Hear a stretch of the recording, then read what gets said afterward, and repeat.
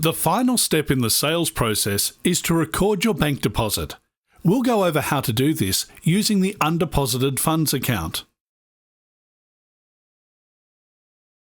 This lets you group multiple customer payments together into a single bank deposit.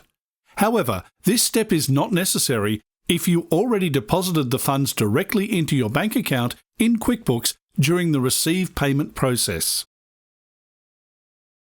Let's open the chart of accounts and look for undeposited funds.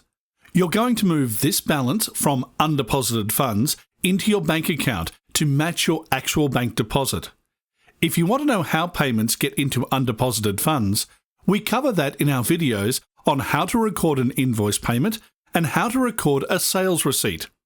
The balance in this account is $125. To record the deposit, select New and then Bank Deposit. Choose the bank account that you're depositing the money to. You can see your current balance with that bank account, and you can enter the date that the deposit took place. QuickBooks shows all the transactions from your undeposited funds account. You'll notice the total matches what you saw in the chart of accounts. Here we have check number 987, and then some cash in the amount of $75 given to us by a second customer. We're depositing both payments at the bank, so I'll add a check mark next to each transaction. Now we see the total deposit is $125. If you're depositing any extra money along with these customer payments, you can include any additional deposits in this section.